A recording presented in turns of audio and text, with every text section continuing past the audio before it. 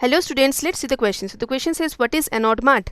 अब ये anode mart क्या है, इसे हम थोड़ा सा समझ लेते हैं. देखो, एनोड मार्ट हमें मिलेगा इलेक्ट्रोलाइटिक रिफाइनिंग में.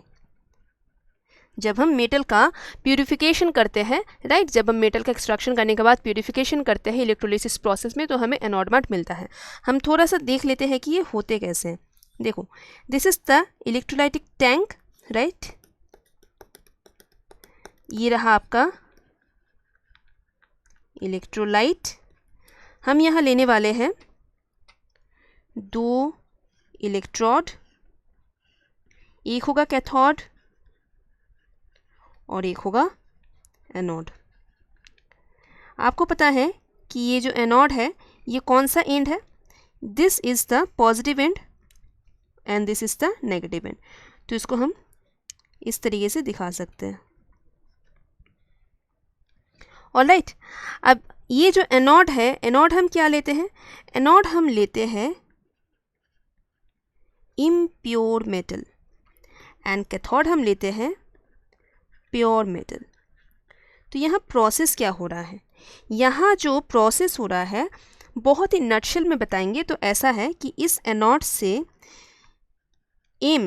X प्लस या फिर मेटल का कैटायन, जिस एनोड को हमने लिया है, जिस मेटल का एनोड को हमने लिया है, उस मेटल का जो कैटायन है वो सोल्यूशन में आ जाएगा. अब ये सोल्यूशन है किसका? सोल्यूशन यानी ये जो इलेक्ट्रोलाइट है ये है किसका? ये वही मेटल का कोई एक सॉल्ट का होगा. तो इसी सोल्यूशन से अब क्या होगा? जो मेटल कैटायन है कैथोड के ऊपर डिपॉजिट होगा. तो इस तरीके से पूरा इलेक्ट्रोलिसिस जो होता है यहाँ पे, यानी इलेक्ट्रोलाइटिक रिफाइनिंग यहाँ पे हो रहा है. इन अ नटसेल मैंने आपको बता दिया. अब देखो, एनोड से लेके जब मेटल कैटायन सोल्यूशन में आ रहा है तब पीछे छोड़ के आ रहा है इम्प्योरिटीज़ को, राइट. अब ये इम्प्योरिटीज़ क्या होगा? यहीं कहीं एनोड के पास जमा हो जाएगा.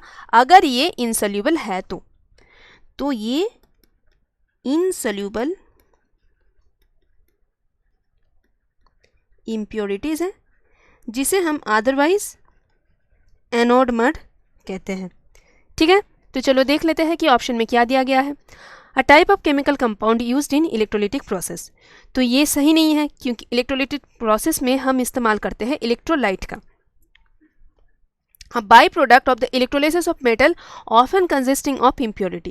ये यहाँ पे सही बैठता है क्योंकि जब हम रिफाइनिंग कर रहे हैं तो यही इम्प्योर मेटल के पीछे छोड़ के जो आते हैं, यानी जो इनसॉल्युबल इम्प्योरिटीज़ होते हैं, उसे हम एनोड मार्ट कह सकते हैं. तो ये इम्प्योरिटीज़ खास करके इनसॉल्युबल होना इम्पॉर्टेंट है ना. तो this is your answer option B. अब सी में क्या लिखा है? A type of sediment formed in lakes and rivers. कभी नहीं, this is related to electrolysis process. D में क्या लिखा है? A specific type of soil used in agriculture. This is also not applicable here. So your answer is option B. I hope ये समझने में आपको कोई डिफिकल्टी नहीं है. Thank you so much.